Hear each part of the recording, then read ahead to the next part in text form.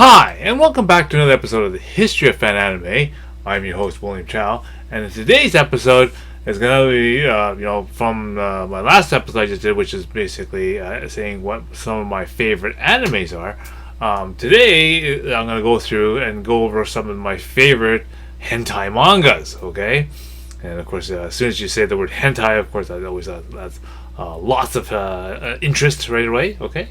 So I'm gonna, again, because of the platform that I'm on, YouTube is very, very sensitive. So basically, I'm gonna be a little more careful in showing that kind of stuff, because like my last episode, I had lots of issues with, of course, trying to show you exact examples of some of the animes, and it's really tough. So this one is gonna be a different kind of tough. Okay, so without further delay, let's begin. So for my first manga I want to get into, they're not done in any particular order, but it's just as I find them. One of the kind of funny styles I like is this particular one. Okay, this manga is called Amochido Sama. Okay, which is basically a play on Magamesama, which is my goddess, right? And you can even see that the font that they use is the same kind of font that my goddess is written in. Again, the phrase "omochida sama" is what you use in a cafe. Now I like this this picture because first the artwork is fairly nice, so this is a kind of a sample page from the manga here, and and the general premise of the story and why it's so funny and whatnot is if you ever seen shows and whatnot from the past, like Bosom Buddies or Tootsie, for example. Basically it's a guy who basically is interested in this girl that works at a cafe, and a maid cafe type of thing. And so the only way to basically get closer to her is he has to get a job at the cafe. And of course, being a maid cafe, it's hard for a guy to get a job in it, so he has to basically dress up as a girl to be, to basically get hired by this thing. So basically, rather kind of funny, sort of interactive, sort of a comic for that. And again, that's part of the reason why I like it, because it's lighthearted and that kind of stuff. And I remember I got this one again, not because I knew what the title was about or knew anything about the artist or anything like that. It was because it was published by a company called Fujimi Comics. Okay, and this is one of those comics that I got where I basically looked at there was another comic or whatever or catalog or whatever from Fujimi Comics, and I just said, okay, hey, I'll order everything that's on this list from Fujimi Comics, and if that happens to be one of the things that's on it, that's what I got. So this is one of the titles I got. That was a nice, good surprise, and I really, really like that one. So the next one I'm doing is this particular manga. Okay, all right. It's done by an artist named Togashi. Okay, the actual cover artwork. This is what they call the history #2 for Miyuki Shilinen, and the cover artwork is done by Hirofumi Nakamura. Okay, and I like this story. Again, this is one of these comics I got from Fujimi Comics, and I didn't know what it was at the time, or just sort of did the thing for it, and the reason why I liked it so much is because, well, first of all, it's a stylish sort of artwork. Okay, as you can see, let's pull a random page out of there for you to have a look at that. So it's a different kind of artwork there.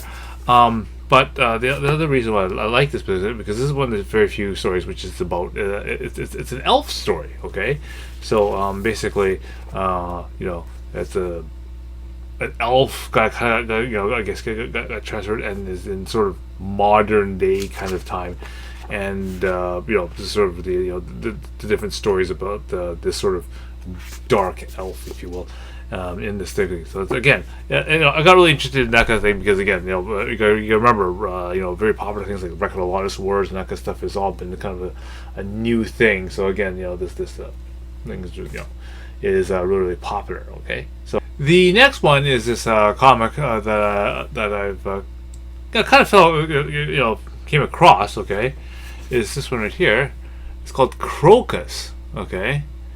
And the reason why this one kind of really, caught my attention, probably lucky that I actually managed to get it, is that the artist, okay, the artwork in there, that kind of design there, as you can see, and even the cover, really reminds me of, like a cream lemon kind of style artwork, right?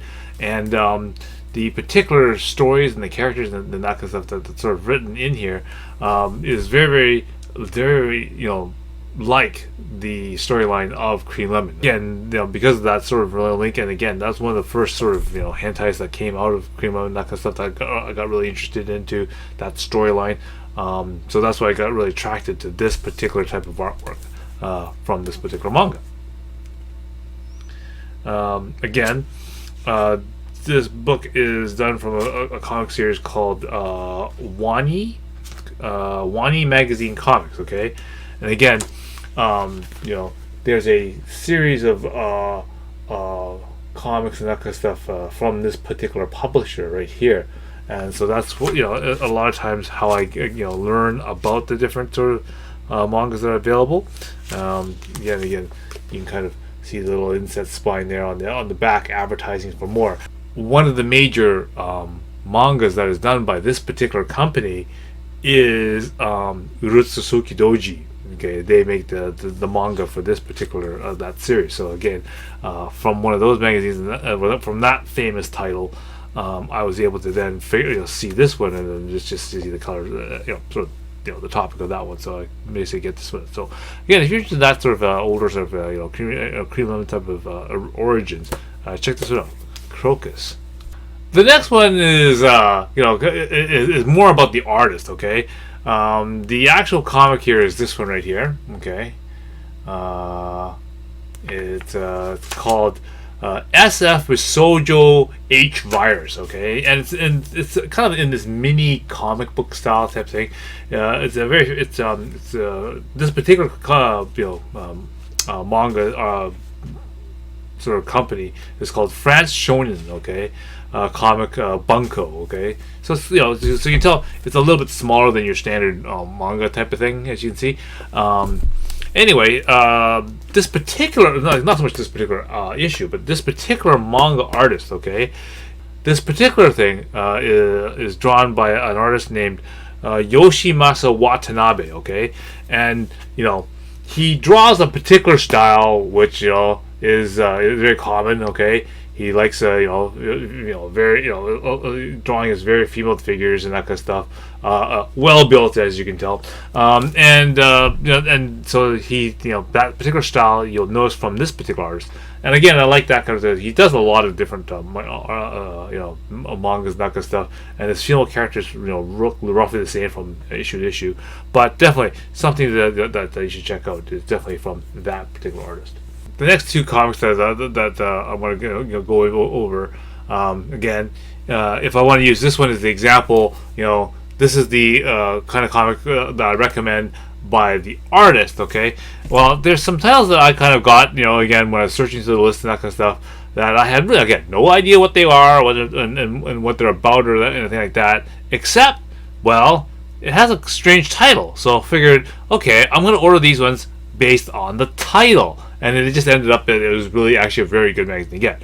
So the first one that I put it in this kind of genre, okay, is this one here called Inju. Okay, now Inju, okay, at this time is like meaning like tentacle stuff usually, because like Inju Gakuen, which is the kind of monster school or whatever, and Inju Kyotsu, okay, is another one that was out at this time, which ended up being kind of like La Blue Girl type of thing, right? So again, you were thinking lots of tentacles, Ryutsuka Doji is also coming out at this time, so we're thinking a lot of that kind of stuff. So again, when you come up with the word Inju, okay, it must mean, tentacle monsters or that kind of stuff. So I thought, okay, let's order it in.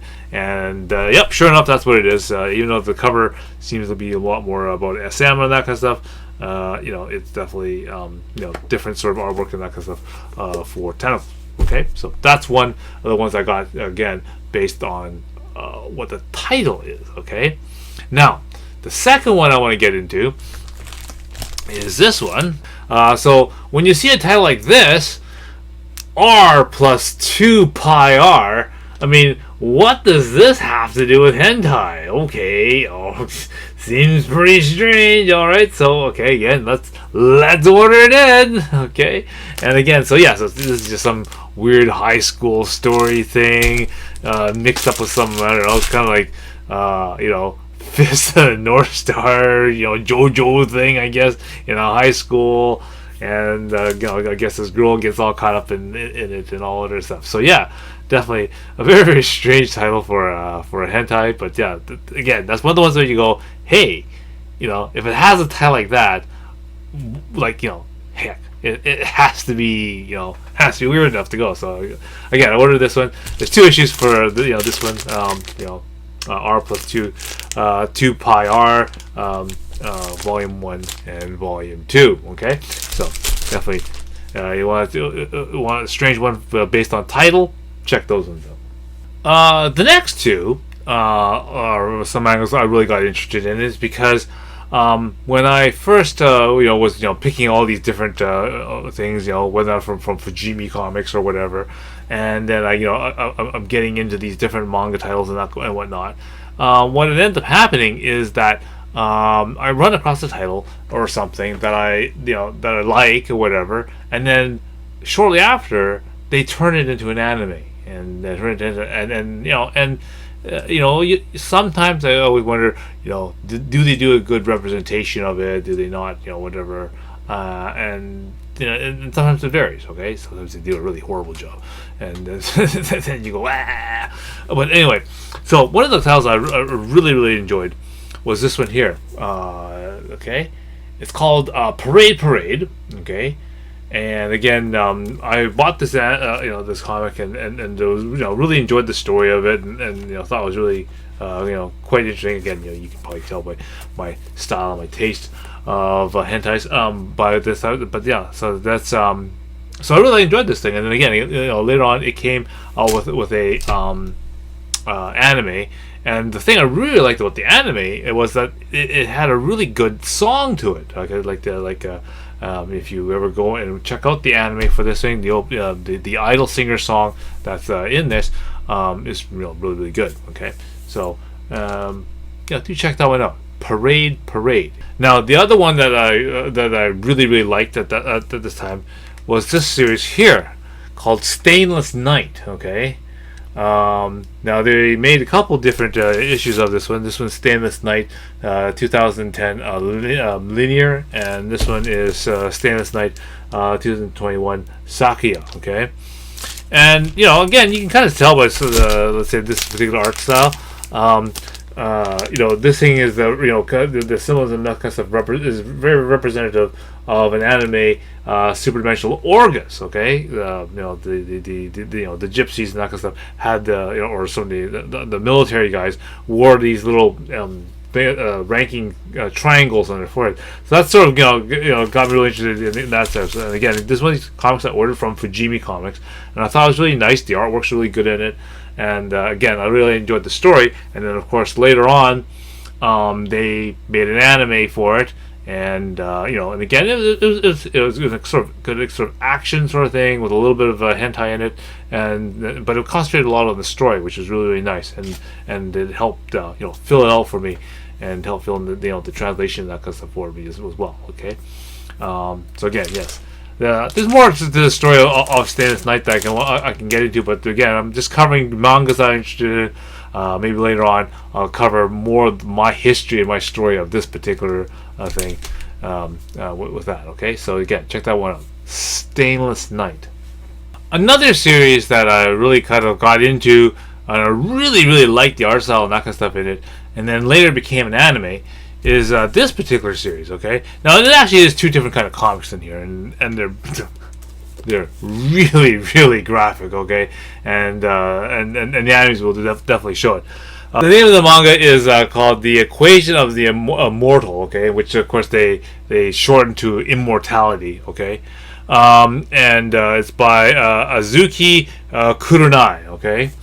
And okay, I mean, the idea of the stories are kind of the same. The guy draws the characters virtually the same, and the same sort of character designing and that kind of stuff in it. Now again, pretty graphic on this one, and very very good artwork and that kind of stuff on this particular thing. Again, if you want to check it out, check out the anime called Immortality, and again, it's very very very very well drawn. I like the action and the sequences in there. Kind of a strange story. Love